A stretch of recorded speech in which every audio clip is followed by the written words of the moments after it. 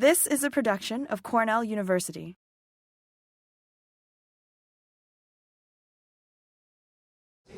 My name is Edward Miles. I'm a master's graduate student in the horticulture department. I've been here 3 years now. I'm almost finished.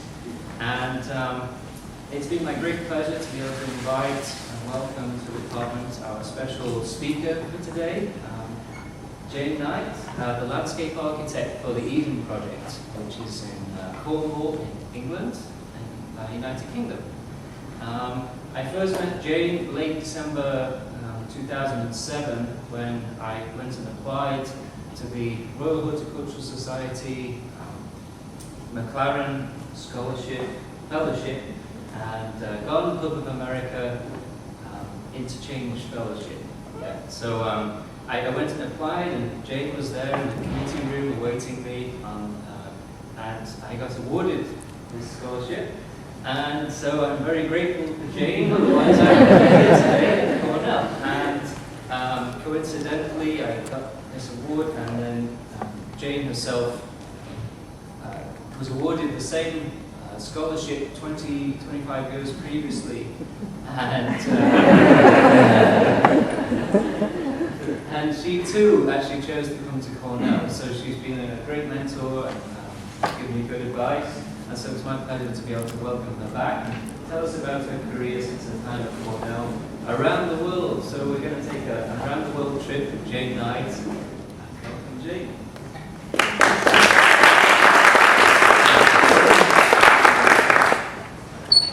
Thanks very much, Ed, and thank you to Neil as well for organising this and inviting me over.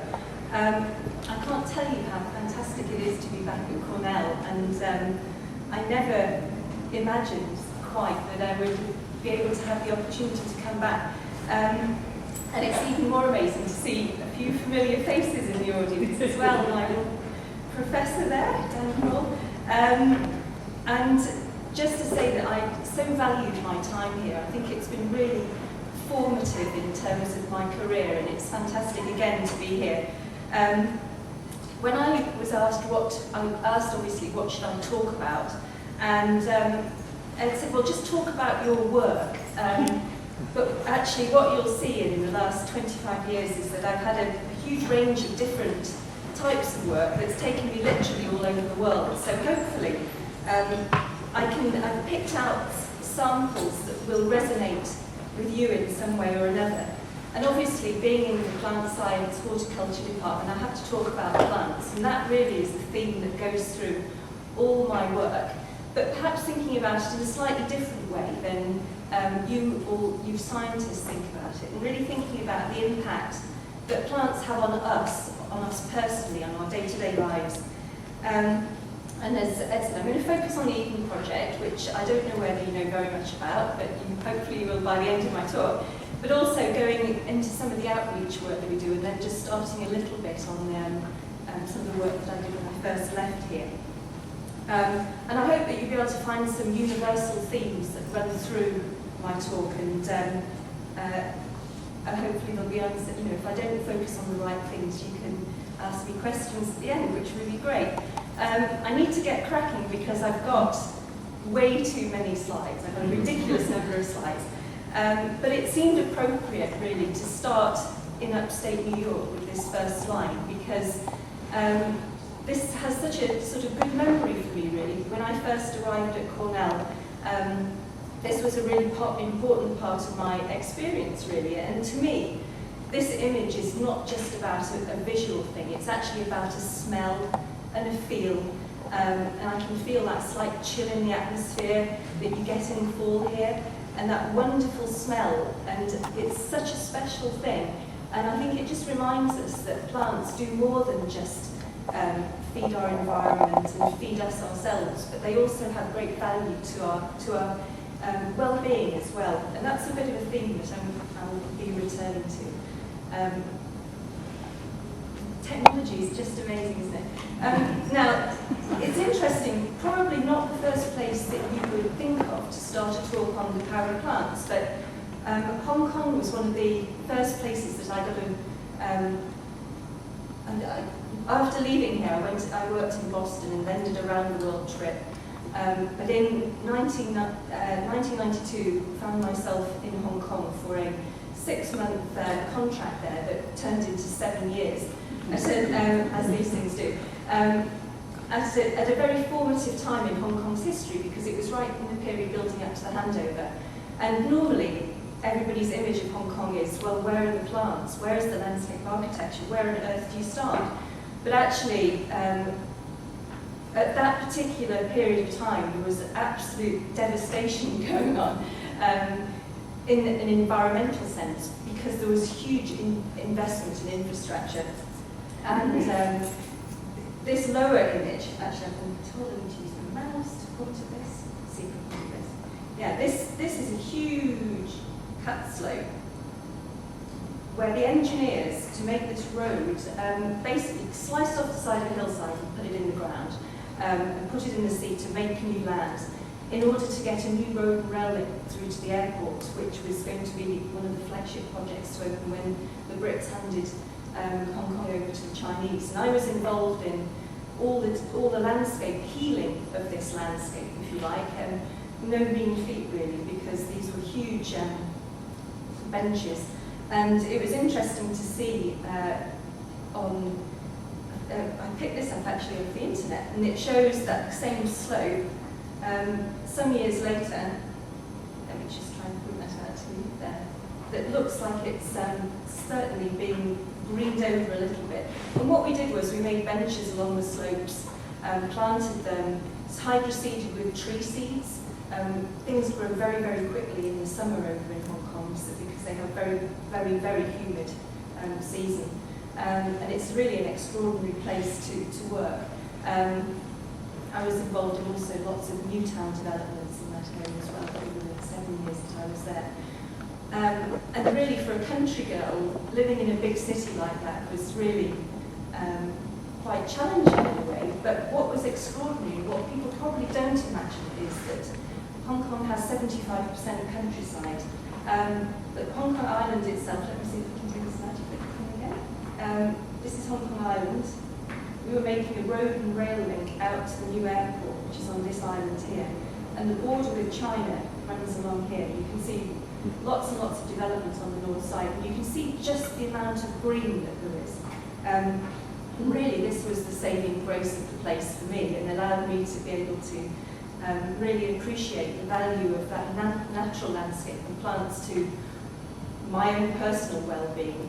And it's interesting to note that some of these countryside areas, 24 country parks in all, were really created to protect water supply, which is, reminiscent of what Frederick Law Olmsted did in the Emerald Necklace and Central Park, really to protect natural resources.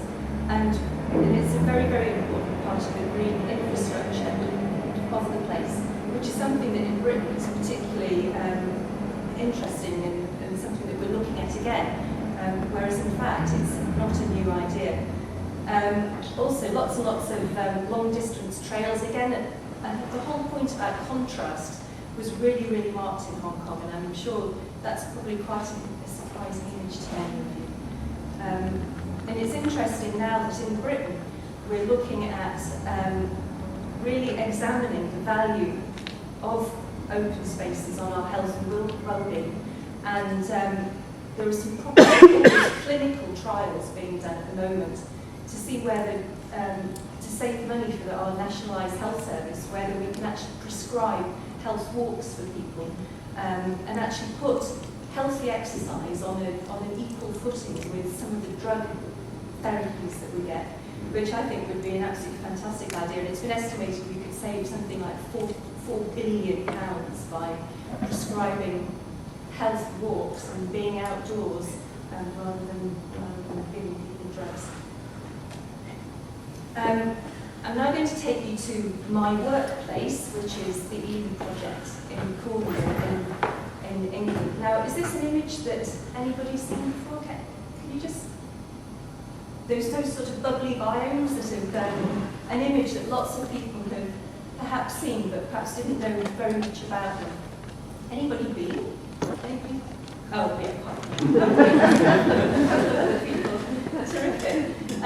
Yeah, so this is where I work, and really this is a botanical garden for the 21st century. It was established, or the idea came about at the turn of the millennium, year 2000, and the idea was that the government were going to promote several projects that would really be vanguards for the new millennium, and Eden Project was one of those. And the whole point about Eden is to make the connection between people, plants, and our planet, and do it in a very accessible way, and just so that it's really easy for people to understand that interconnectedness between everything. Just to get you orientated, this small map is England, perhaps you recognise that. The big white star, let's see if I can go to that, that's London. And we're looking at a blow-up of that small area down at the bottom, surrounded by sea. So we have a very nice, mild climate and can grow quite exotic, relatively exotic plants. And you can see this is a typical example of the coastline, which is really very beautiful. But actually, and is a big tourist attraction as well. But there's actually big issues in Cornwall, huge rural poverty. It's classified as one of the 75% of the poorest parts of Europe because of the decline in industry and the irregularity of the tourism business. So it's interesting that Eden was deliberately located in this part of the world because of its tradition with its climate. And also it also has a long tradition of historic Cornish gardens, and I know Nina mentioned that this is the Lost Gardens of Heligan, which is where the story of the Eden Project started. Cornwall's wealth and heyday was really in the 1800s, where it was the centre of the Industrial Revolution. A lot of new technologies were developed in Cornwall, believe it or not, and around the mining industry. And lots of people got very wealthy as a result of that and developed huge houses and gardens in some of the sheltered valleys.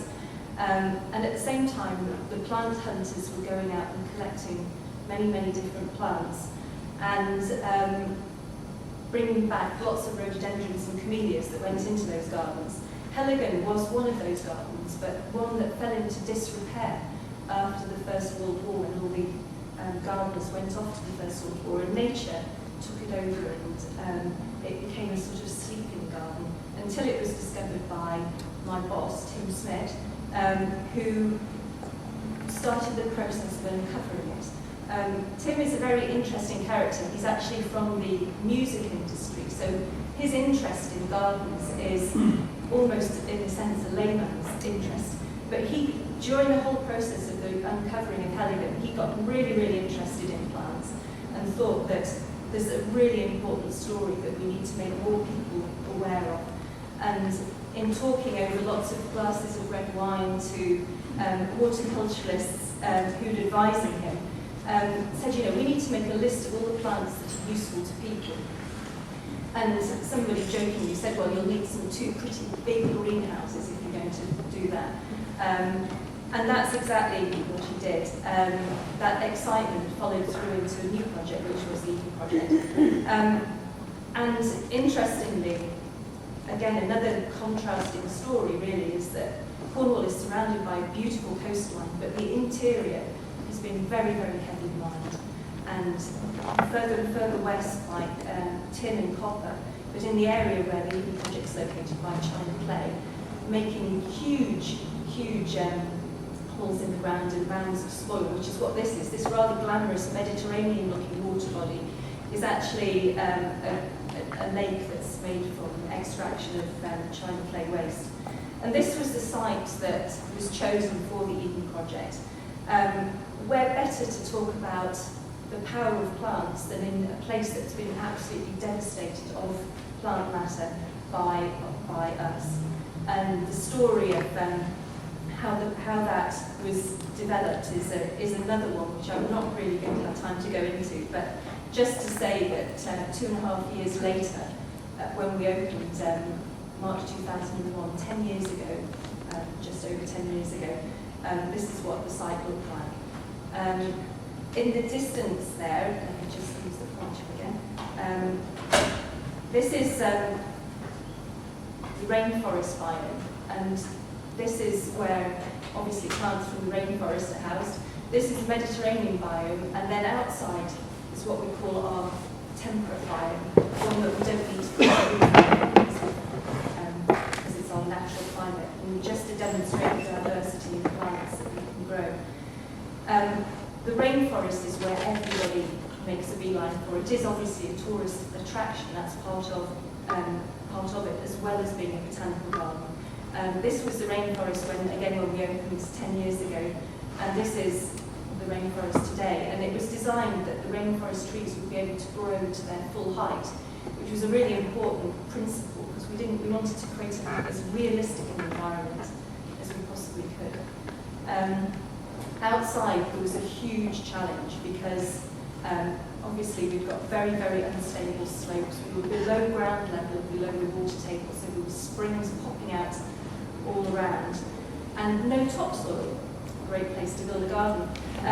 So one of our biggest experiments, and one that's been it was a little bit ahead of its time really, was to use manufactured topsoil. So we made a mix of soil which was a combination of china clay waste, some of that big spoil heap that we saw that looked like a pyramid. That is a sandy material, and mixed it with composted green waste from when we collect all our domestic green waste. It gets composted, we mix that together, and that was the basis of our soil. Some of the slopes, the actual soiling in the early site formation took place in one of the wettest winters we had on record, with 100 consecutive days of rain. So that was just another challenge to go in there. And this was one of our most difficult slopes. And this is the, you can see where the arrow is pointing, that's the same slope now. And we've used it to demonstrate how plants can hold a slope together. And it's become an exhibit all about that. So what we basically do is we make areas which exhibit plants, and everything, most of the plants that you see at Eden will be everyday plants, things that we're all really familiar with, particularly as a product, but not necessarily what they look like. And also the idea was to grow things on a fairly authentic scale, so for people who've lived in the city may not have walked through a field of wheat and had that feeling of brushing up against the side of it. In the background on that lower image, that's actually a slope of hemp, which we have to have a license to grow, even though it doesn't have any narcotic value. And there's nothing more delightful than seeing a large-scale planting of sunflowers. So we go for experience rather than the traditional botanical garden having one of everything. That's not really what we're about. And also making beautiful displays with this is a food exhibit right outside our restaurant. Obviously, I'm a landscape architect, so one of my jobs is to be custodian of that original concept. And when we've got so many crazy things happening next to each other, how we divide up the site is really important. And hedges are a really important feature. This is a beech hedge that runs through, which allows us to do very different things on either side of it, and keeps some areas separated from the others. And in certain areas also, because we're on you enter the site at a higher level and look down, at some point we want to direct people's views in a different direction, not around the whole of the project. So the hedges are important for that reason.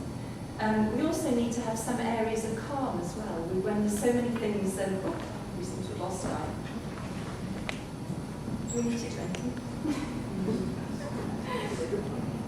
Technology. Maybe they were a bit bored. Okay, all right. Oh, poor people in Geneva.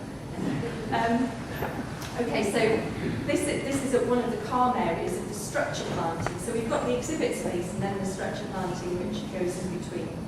And also there's plants that are used in quite an unusual way for England. They've got Carotia persica there used in trefoil, and agapanthus again en masse, which is quite an unusual way of finding it. And you'll be interested to see, this is around the top of this slide, we've got a whole display of American sweet gums, which look absolutely fantastic in the autumn. And I'm always really pleased to see those because it reminds me of my time in America. So really what Eden is all about is this whole thing about our dependence on plants, and just explaining to people that chocolate, everyday foods for some, is actually a tropical crop, which so many people don't know. We've lost that connection with a lot of where our food comes from. And so we try and demonstrate that in, again, the most authentic ways possible. We try and we've got partnerships now with people all over the world, suppliers and producers, and this chap on the right side, he is a coffee producer from Kenya, and he comes and actually talks to our visitors to tell them those stories. We like to get people down and dirty with various of the things that we display. This is indigo, and if you know anything about indigo, it's like an amazing alchemy that takes place. And one woman was so amazed that she actually took off her baby's jumpsuit thing and tie-dyed it right there, which is just great. Storytelling is also a very important part of our culture and our history, really. And we try to recreate that by telling some of these stories. Sometimes it's much better to remember something, it's much more memorable to remember somebody that's told you a story about a plant or a product than reading a sign and things like that. So we work very hard on making it all very entertaining, but still very serious. This, again, we find that interpretation is a two-way process. It's about sharing stories as well. And this is one of our, what we call them pollinators, actually. We don't have guides, we have pollinators who collect stories and pass them on as well. And the whole forum is around knitting, but actually what they're knitting is a really, really long blue scarf, which is about a river. And the whole idea was to start talking about some of the issues around water and water conservation around the world. But sitting around when you're knitting, it doesn't feel like you're being really lectured to or told some quite serious stuff. And of course our gardeners are part of that story as well, because they get asked all the time about their plants, and that's part of their remit. They look kind of stretched out. And we do have some conventional signs as well, but we try and use them in different types of ways, so there's no standard signage across the whole of the project. Again, serious messages by a lot of issues around biofuels, but we try not to tell people which is the right way to think, because there's pros and cons on each side of that argument. So we try and present the arguments and let people decide which is their way to go. Our education centre is an exhibit in its own right. You probably recognise the sunflower image or a daisy, the Fibonacci spiral, which is the start of all our plant growth and reproduction. That is the basis of the roof of the education centre, which was a later addition to the site. It's really quite dramatic inside. So the building is made of plants, it's made of wood, and also following that natural geometry. Art is again a very important way of getting some of these messages across, and this again is a very serious message, but it's done in a cartoon format. We use animatronics to basically take away all the plant-related products. This is it at the entrance to the site, and it's basically what Eden is all about, really. What would the world be like without plants? And so generally, various things happen. People get disrobed because their clothes are made out of and this is very, very controversial. Not very controversial. It's all done with a great deal of humour, and people really enjoy to have something like a serious message, but actually done in a Right. And then at the end of it, the cat dies. So, the cat just falls, the milk disappears and the cat falls over. And that is the story in a nutshell. This is probably one of our most photographed images, which is part of the pollination exhibit. Big bee, obviously huge issues around bees. The stories that we started with 10 years ago are very different from the stories that we tell nowadays, because all these agendas are moving, so we have to update and modify things as we go along. We tell stories not just about plants, but other issues that affect the environment. This sculpture, which is about 7 meters high, which in America is about 20 feet, is probably a bit more than actually 25 feet. He's made with enough waste electrical equipment that we will throw away, one person will throw away in their lifetime. And it's very sobering to walk past this, and you look at it and go, yep, I threw a toaster away last week, yep, I've had 6 new computers in my lifetime so far, and then it's made up of all of that. And again, there's all kinds of washing machine drums and vacuum cleaners and things that make up Reman. Schools education obviously is a really important part of what we do, getting schools in to use our site to use it as an educational resource. And we actually teach programs which are multidisciplinary, because very much believe that the future, that children will need to be not thinking in silos. The answers to a lot of problems that are facing our futures and our young people's challenges will be involved working alongside people that you may not necessarily know, so bringing maths together with art, together with science, and so we start doing that at the Eden Project. And they have a lot of fun doing it as well. And another really serious thing is the sort of a crisis that we've got in childhood. I think we've got that across the whole of the developed world, really, about children not spending enough time outside. So we have a lot of programs around getting young people, children and young people outside, enjoying being outside and getting mud between their toes, which is the name of that particular program. I don't know if you can see the little camouflage guy in the picture there.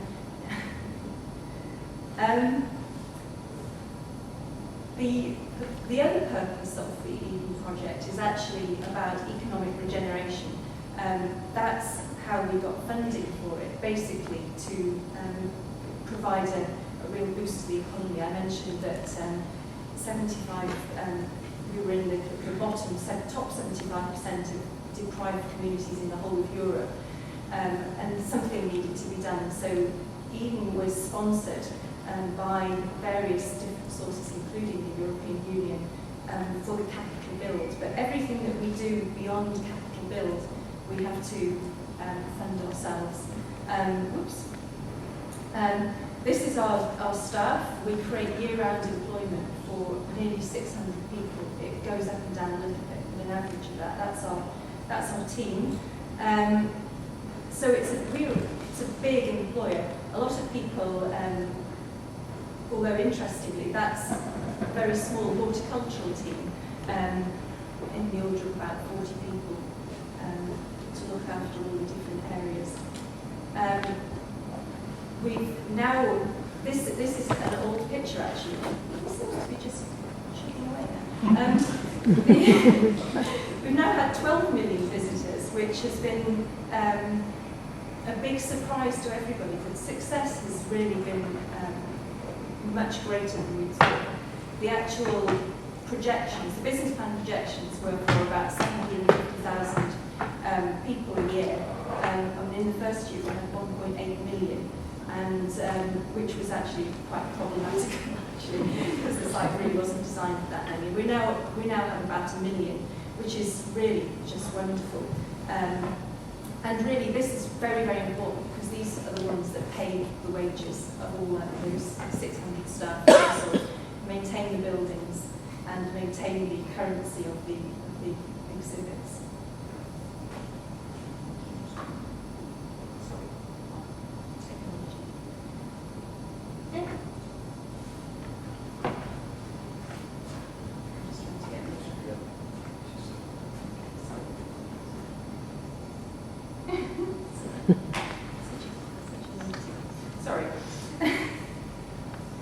And the other thing we do is support local businesses. That's a big part of the remit. And again, I could do a whole presentation on the economic side of things, but I'm sure that's probably not what you're most interested in.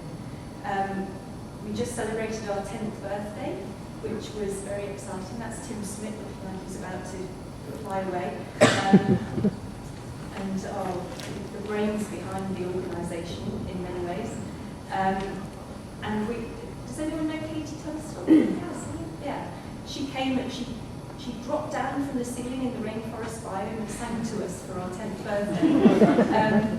She's a big fan of the Eden Project, so that was really exciting, a very special occasion. And just more on that, the idea of the economics behind the place. We're constantly at finding ways to get people coming back and revisiting us. And so in the summer we do a program around children, particularly because that's when our families visit, because it's the school holidays. And this is a hugely successful thing that we've done several years, which is about den building. A very simple idea, but kids nowadays don't always do den building, something that a lot of us probably did. And we attract a younger demographic with a whole series of concerts, which attract particularly for the 18 to 30-year-olds. And we sometimes get involved in some of the big campaigns. Does anyone remember Live 8? We had our version of Live 8, which was about with all African artists, which was just tremendous. Wintertime we have an ice rink, again to just draw people in and reclaim the place for local people outside of the holiday season. And this is a particularly lovely collaboration we have with Cape Farewell. We take groups of artists, scientists and young people to the Arctic to learn about climate change. And this is one of the products that came back from that. In the wintertime when some of the crop areas are bare, they made these beautiful roses out of china clay, which then, during the course of the winter, just melted into the landscape, sort of in the same way as the ice caps and icebergs and glaciers are melting, which is a very, very beautiful way of telling that story. Horticulture becomes part of the spectacle. We've got now that the canopy is growing, we've got an overlook so that you can go and actually look out onto the canopy. And that's one of our rainforest supervisors in a helium balloon, where he goes along and cuts the top, it does any pruning or in the balloon, which obviously the media really like to get hold of things like that as well. This is actually, again, a thing that's close to my heart, is that so often we design places and don't think about children. And that was very much the case at Eden. So one of the things that I've been doing since I've been there is to retrofit fun things for children onto the site, making little sneaky cut-throughs and getting away from the idea that you have to keep off the landscape, you have to keep off the grass. So we want people to get in and among the plants, but not obviously in a way that's going to damage them. And I know that there's people who have been involved with children's gardens here. This is our spiral garden, which I designed for to complement our schools programme, and particularly for children, which was terrific. Really, really great fun to do that. And again, it's right at the back of our core building, which is based on the Fibonacci spiral. So the idea of the spiral was followed through in everything in the outside, and it's used for education, but also just for socialising as well. Right. I'm now going to sort of go away from Eden. Something strange is happening. Anyway, I'll keep moving. Some of the outreach projects that I've been involved in have taken me to some really interesting parts of the world and places that I would never have been before. First one is into Kosovo, which I've marked on the map there with a red star on the map of Europe. It's one of our newest countries. and I've been working in a town called Kosovo in the northwest, working with a charity to build a peace park. And the story, the other image is really showing that it's one of the poorest countries in the whole of Europe. Actually, this is the poorest country in the whole of Europe, and very undeveloped. And probably we know most about it because of the war that took place at the end of the Balkans, kind of finished the Balkans War in 1999. And it was a huge atrocity that took place that really sparked the development of the park. And quite bizarrely, in a way, started in a garden as well. The image that you see there with those pock marks on the wall, this is where a massacre of women and children took place.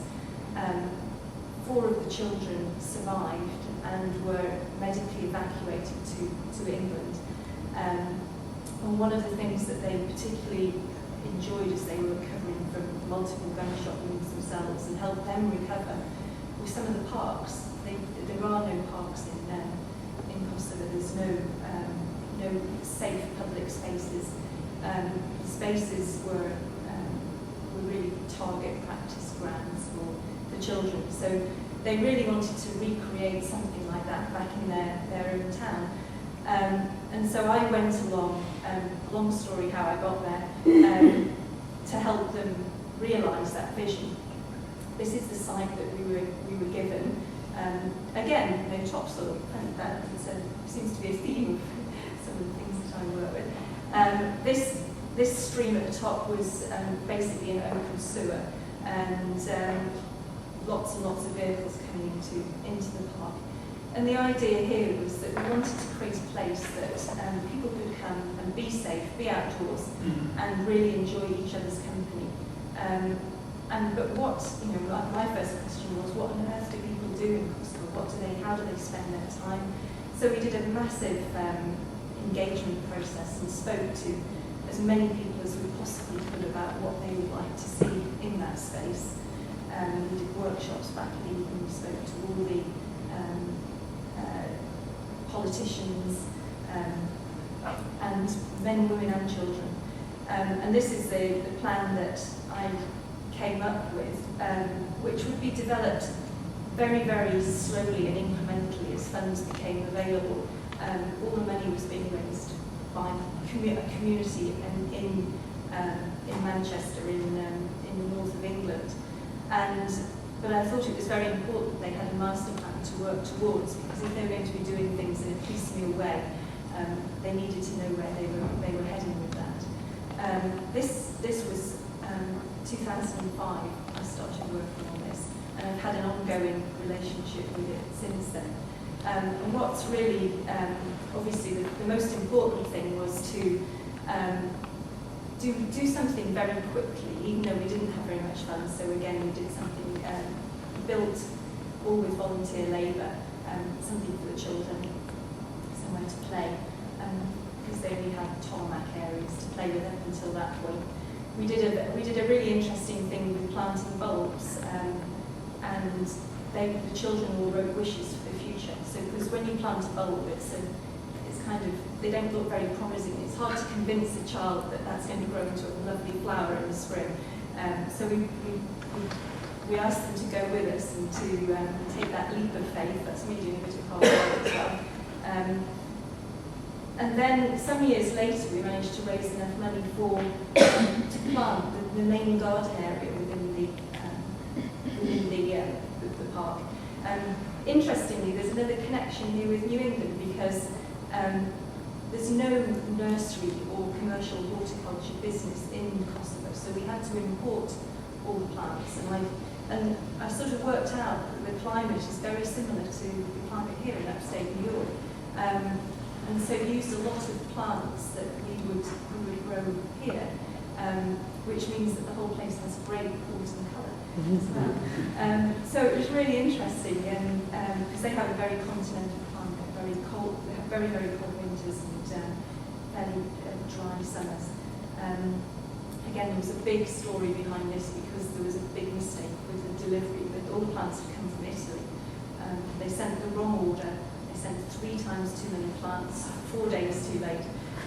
So anyway, this was our workforce. We had to absolutely get everybody we could possibly find to help us.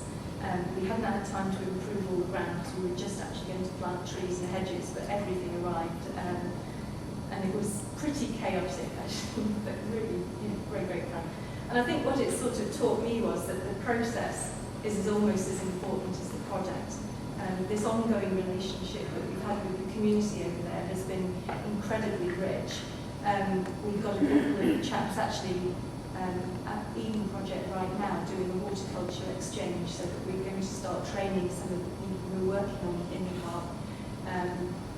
These are some of the people that helped us in that process. Nice chunky worms that they have over there. And once we'd finished, it was almost like an instant makeover and a complete revelation to people.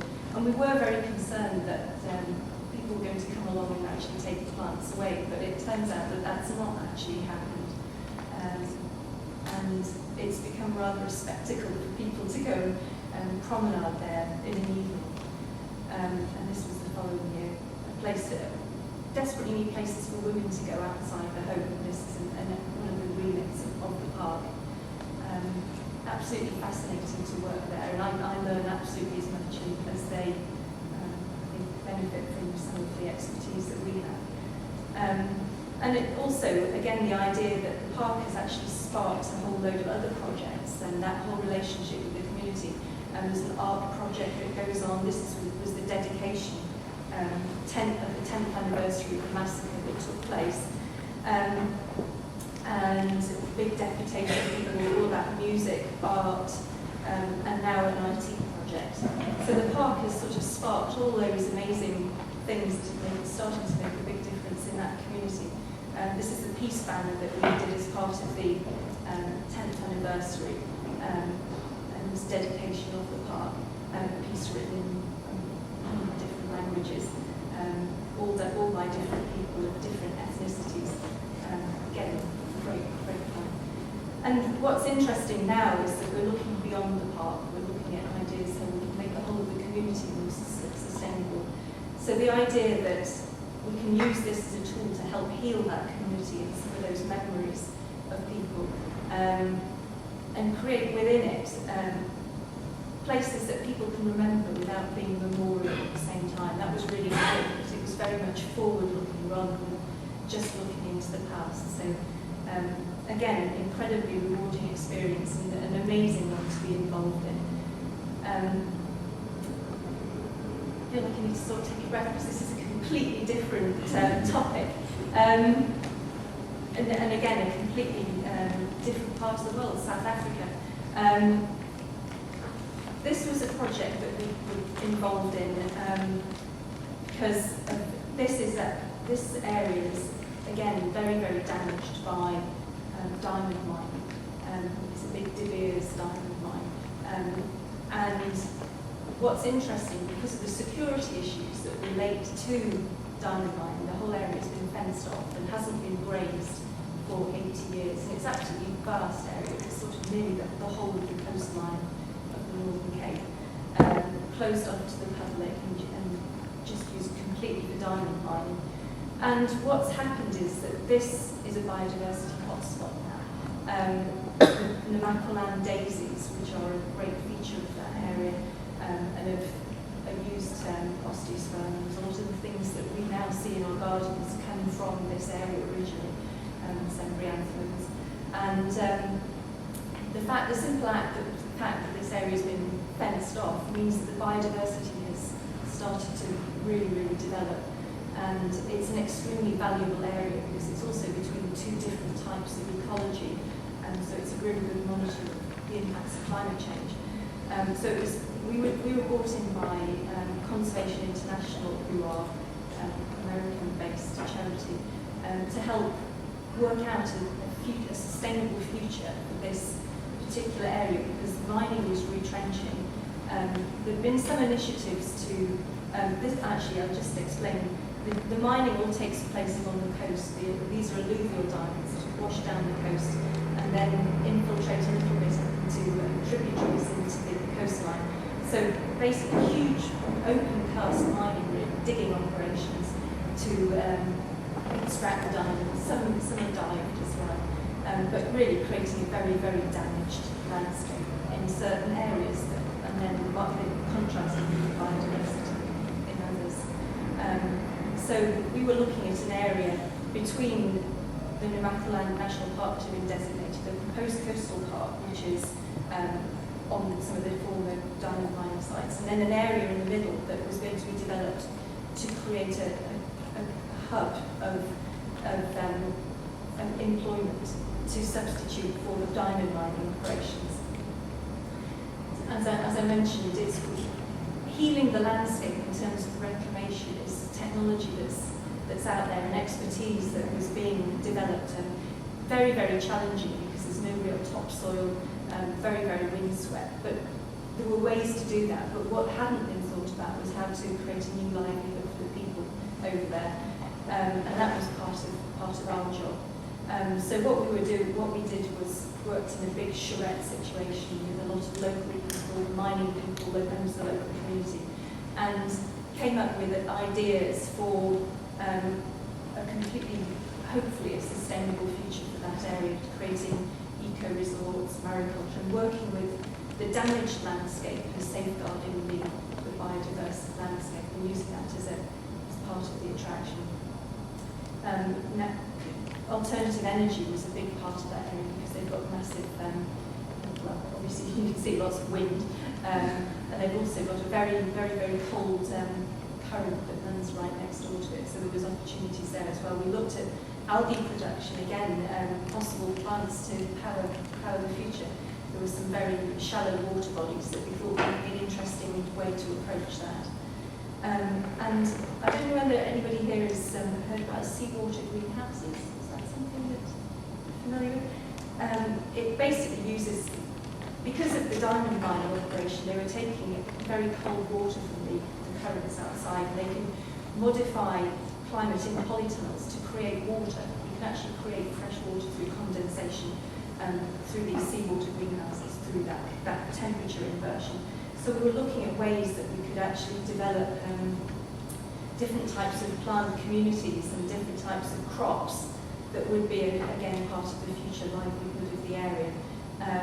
Ornamental plants, medicinal plants. There's a great many plants that are Pudia and Sutherlandia, great opportunities for medicinal purposes in the future as well. Right, on to a different topic. This is another project that I've been involved in with a very different demographic back in the UK, and where we're using plants again to help transform lives, which sounds like a very big statement to make, but actually it's been demonstrated that this can actually happen. Where this started was in prisons, and we started with converting some of these old exercise yards in a very Victorian prison, which is right in the middle of Dartmoor, which is a very, very windswept, hostile landscape, very grey. Her Majesty's Prison, Dartmoor, very, very famous. It's right out there in the middle of nowhere. And the idea was to create growing opportunities within prisons, to give people a taste of it, actually to learn a life skill, maybe to even learn something that they could take on as a career. So we developed a whole series of vegetable growing projects in those little areas, and within 2 years we'd sort of managed to transform these into really productive little spaces, and with the men really enjoying actually doing something, getting their hands dirty, that whole thing about in contact with growing things. There's so little to do in prisons. This was a great opportunity, and we uncovered what we call hidden treasure, because there's lots of skills that are just sitting there unused in these places, and gave them an opportunity. The men took huge pride in this. And this was interesting because there were too many.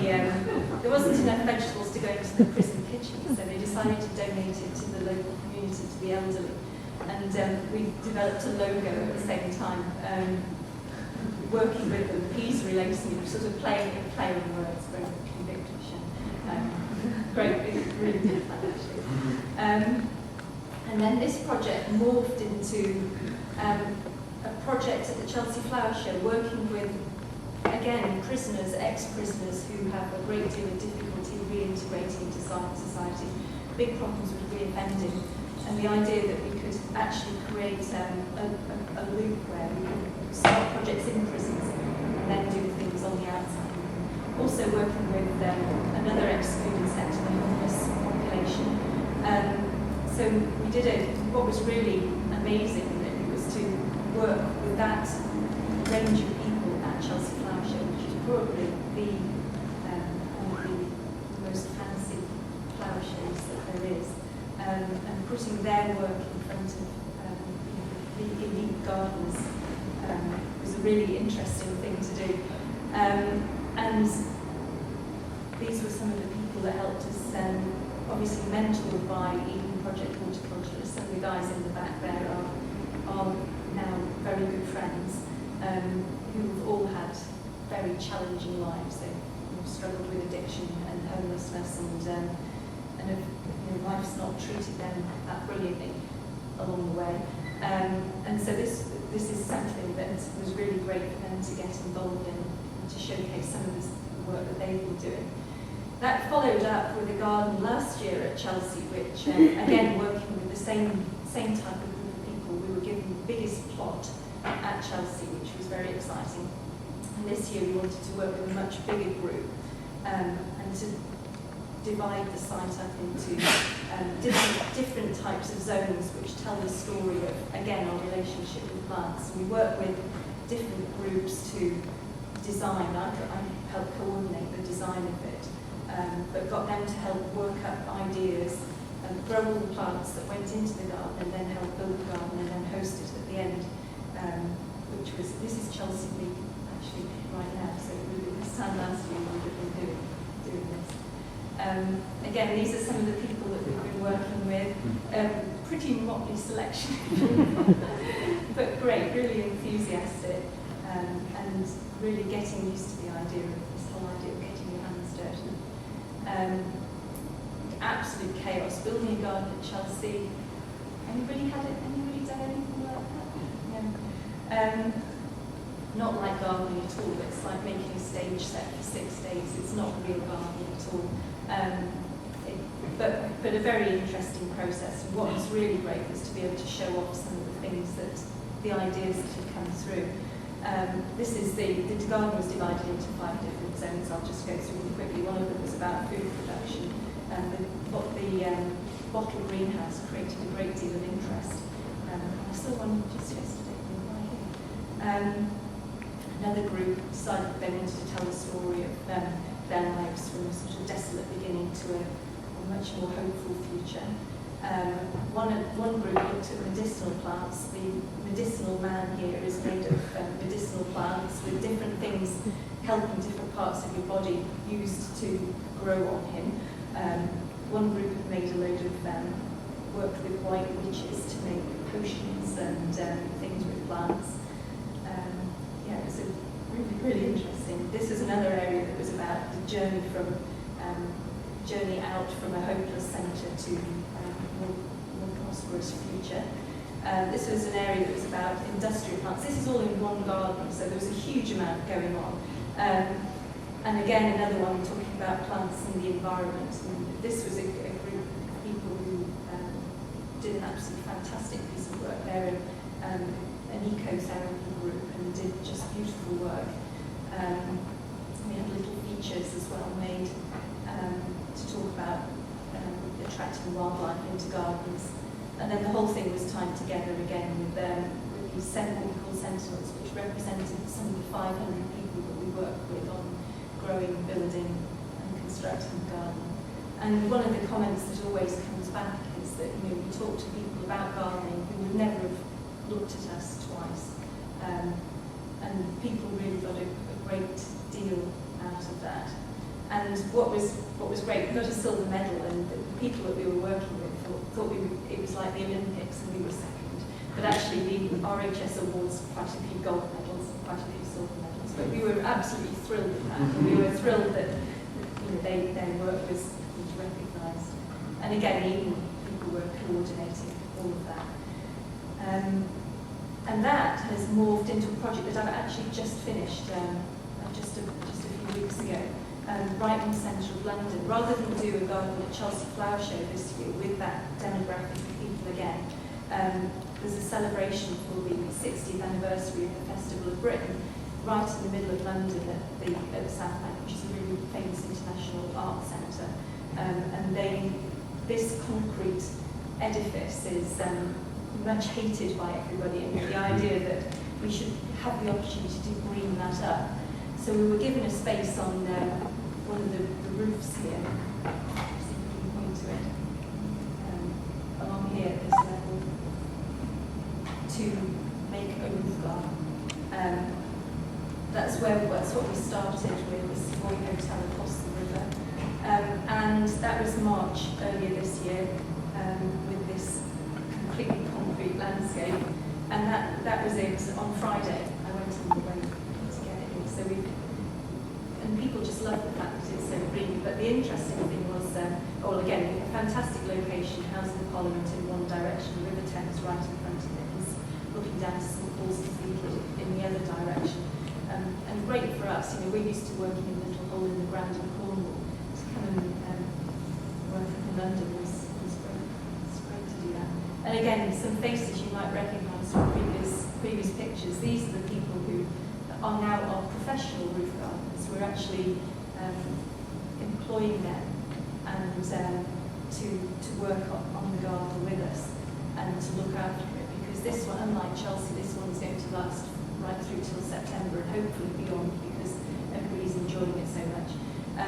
Lots of challenges because there was no lift up to that level, so we had to start with the big lift on day 2, which with this huge crane, we had to drag everything up there, move everything around, and then everybody was very pleased on day 2 when we managed to finish laying the lawn, and the grass looked so green, it was unbelievable. It almost hurt your eyes against that concrete background. And it's, and as soon as we put that down, everybody thought, whoa, that's so amazing. In that environment to see something green. And again, our friends from the homeless sector. There we are. It was quite interesting when we had the media opening. There was nobody who was very interested in talking to me or my colleague because we figured we didn't have enough tattoos and piercings. We just didn't look interesting enough.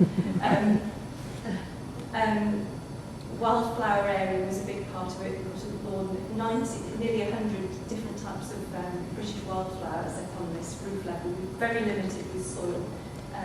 And the idea behind the roof garden is that it will be constantly gardened. It's not an area that will ever be left to look after itself. So we can get away with very shallow soil depths because we'll have somebody there twice a day to water.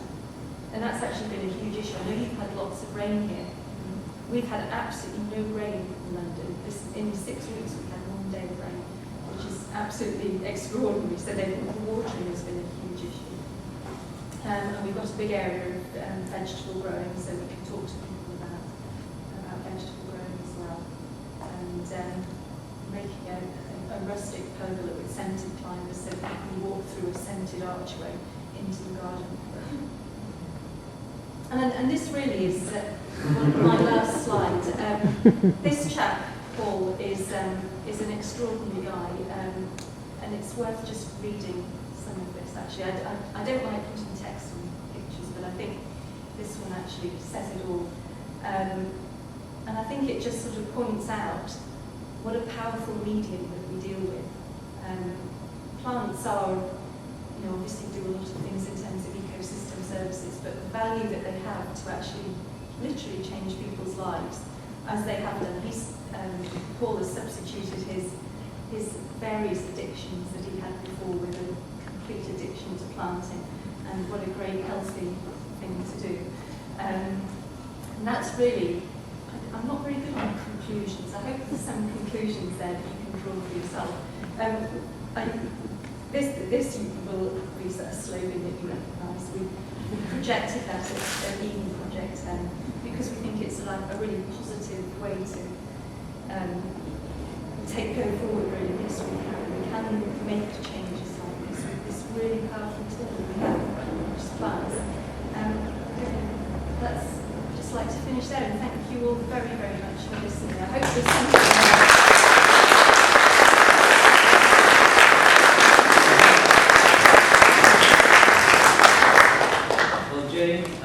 As I'm sure most of us here are either gardeners, we're all somehow touched by plants ourselves, and we understand the importance of plants, but it's fantastic having you here, and you're an inspiration to so many people, your work touching people's lives all around the world, and very grateful to have had you here today and give us such a wonderful presentation with such beautiful slides and hearing such great stories. So let's just thank Jane again.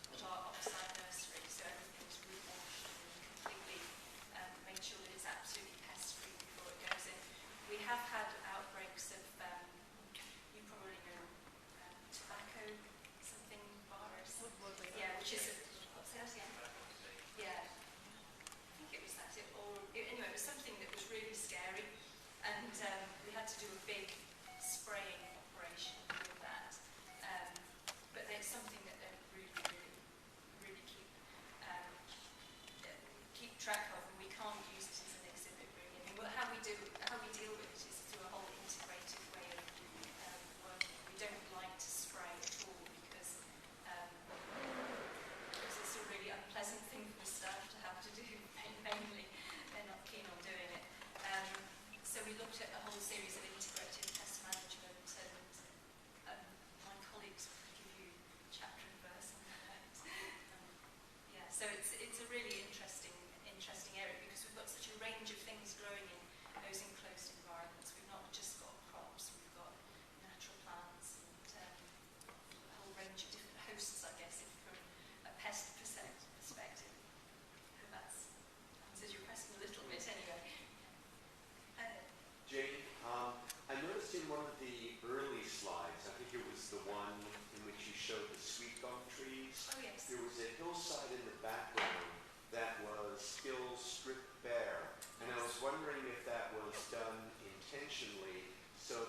visitors could contrast what the site had looked like to what it looks like today.